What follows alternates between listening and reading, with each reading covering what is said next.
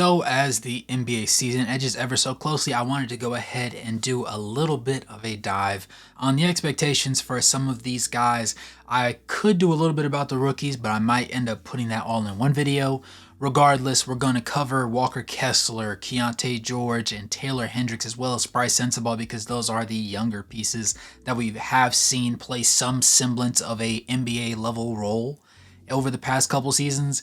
And today specifically, we're going to go over Taylor Hendricks. So go ahead and buckle in your seatbelts, grab a snack, kick back, go in and smash that like button, subscribe if you're new to the channel. It's your boy Wraith Hoops.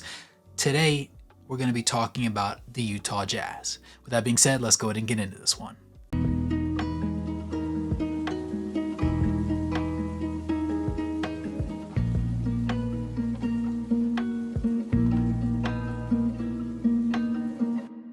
So it's no stranger to those that watched the season last year that Taylor Hendricks, despite being the highest pick from the Utah Jazz, wasn't necessarily viewed as the most NBA ready, so to speak, and as a result, he spent a lot of time in the G League alongside Bryce Sensabaugh, while Keontae George kind of stole the show from right underneath his feet. That said, as the season progressed and we finally ended up seeing some trades at the deadline that opened up some free minutes for him, he ended up having an opportunity to not just play at the NBA level, but also get some quality starts. And one of his opening games that served as a welcome to the NBA moment was him having to guard Kevin Durant against the Suns. And he had some positive plays, but he also had some dang I'm getting fried moments. And those are all part of the growing process. That said, we're going to go ahead and talk a little bit about the numbers because y'all know I love the stats. Men lie, women lie, numbers don't. You can skew the numbers to make an argument, but the numbers are what they are. So he played in 40 total regular season games, excluding G League games where he would have played with the Utah Jazz affiliate. He started in 23 of those games and played a total of 21.4 minutes on average during those games.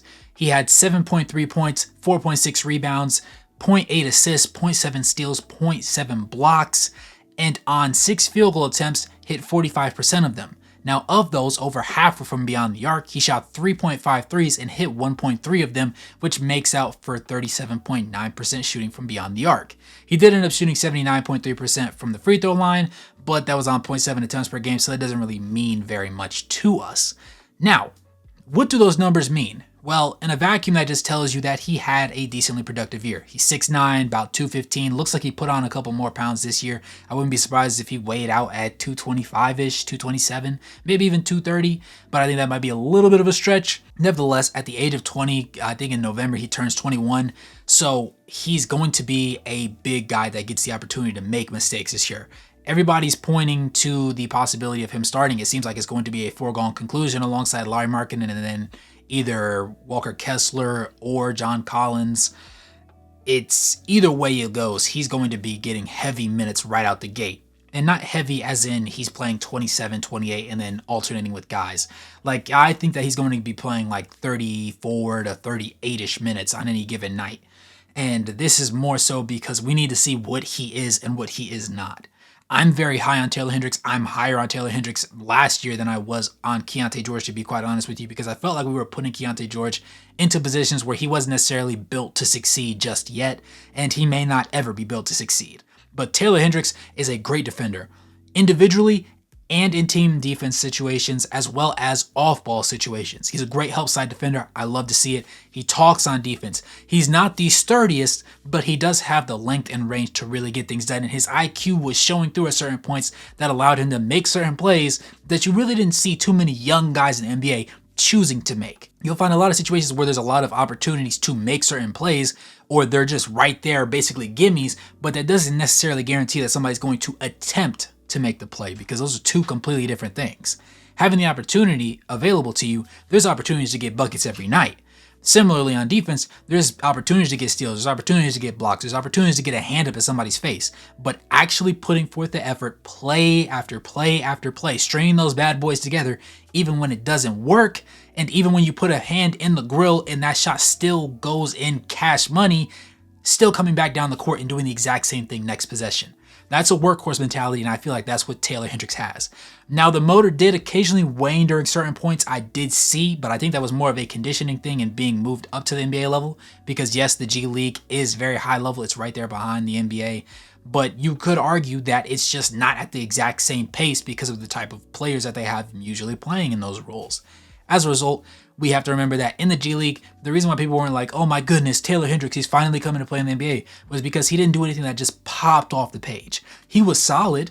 He shot decent percentages. He shot in the mid 40s from the field. He shot decently mid to high 30s from three-point range, but it wasn't anything crazy off the charts. He wasn't dropping 30 points on a game. He wasn't giving you a million double-doubles. It just didn't come out that way. And so a lot of people felt like, oh, he's a bust, before they even got the guy the opportunity to show what he can actually do on the NBA floor. And it really didn't end up happening until Lauri Markkanen ended up getting sat at the end of the season for a majority of games, where there was a couple lingering injuries, some possible phantom injuries. I think a lot of that's going to happen this season. So you could see Taylor Hendricks taking a more creativist role. I don't see a lot of times where Lauri Markkanen puts the ball on the deck. I expect him to do that a lot more this upcoming season, just to work on his game. We're supposed to be taking anyways. Let's try some stuff. Let's see what we can do. I think that Taylor Hendricks has developed that part of his game. He was viewed as being more of a back-to-basket and then a corner marksman, and he has hit his threes. So for one, if you do that on 3.5 attempts and you're hitting 38%, I like those numbers. That's a good shot. Dare I say that might be a great shot. Now, he is not necessarily the most elite of all big man shooters. That obviously belongs to Karl Towns, who just got traded to the New York Knicks, and also his teammate Lauri Markkanen, who's a 40% shooter from three. Honestly, so I think there's a world where you say this is the ideal situation, because putting him alongside Lauri Markkanen, they're both going to have the floor openly spaced. They're both going to have opportunities to make stuff work, to just go ahead and put the ball on the deck and see what happens. If they can't get to the rim and they get closed off, cool. Kick that bad boy out. You got a shooter in the corner. You got a shooter on the wing. That's the type of situation you want for a young guy, particularly in Taylor Hendricks' situation. I think this season, we're definitely going to see double-digit scoring out of him. I don't see a world where he does not do that. If that were the case and he ends up with 8 points a game while playing 34 minutes, I would be concerned, because that means his percentages also took a dive as well, because he's going to have the opportunity to take shots. There's not going to be that many guys that take more shots over him, and he's going to have the opportunity to play and just grow into his role. We let Keyonte George do that last year, and I believe he took the 4th most shots on the team behind Lauri Markkanen and Jordan Clarkson, and he was right there in that ballpark with Colin Sexton. Now, do I think Taylor Hendricks takes 14, 15 shots a game? No. But coming up from what he shot last year, could I see him taking 9-ish, 10 maybe? Yeah, for sure. And so as a result, I could see him averaging, giving you like 14 and 8, 14 and 9, maybe even 15 or 16 on a high end if we're really going to sit there and, highball it. I don't see a world where he gives you 20 and 10. I don't think he's going to average a double-double, but he will be a consistent machine for those sorts of things. And he's not necessarily a terrible passer. It's just the positions that we put him in requires him to be a quick decision maker. Either you're shooting that ball or you're putting it on the deck, or you're kicking it back out. We're going to reset it, and we're going to try and find a more viable shot option available to us. And I think that his growth will be partially determined by what Keyonte George does as a playmaker and how much we allow Colin Sexton to also run the point guard spot, as well as Isaiah Collier, obviously, but also who he wants to be. If he puts the aggressiveness into it, even if he misses a lot of shots, I'm comfortable with that. As long as we see you taking the strides and taking the shots that show you're trying to get better at your game. You're trying to get better at your craft. You're just trying stuff out there and not just throwing up anything, right? Nobody wants to see that. But taking meaningful shots that may not fall right now, but in the future, 2 seasons, 3 seasons, 4 seasons down the road, when we end up getting into the playoff picture, those are shots that you're going to have to be able to take and have to be able to make. I'd like to get those out of the way now, because the expectations are zero, zilch. We have none. We are expecting to be a lottery pick team. We're expecting to be a bottom 5 team. That's the goal. But at the same time, you don't want to play meaningless minutes. You want competitive games. If you lose by 4 points, you lose by 6 points, cool, perfectly fine. But you want to make sure you're playing these guys in quality opportunities to allow them to make mistakes and show elite growth at the same time. And I think this is going to be the season that defines who Taylor Hendricks is. Because we saw last year with Walker Kessler going into his second year, he didn't end up taking a step forward, and some people would argue that he took a slight step back.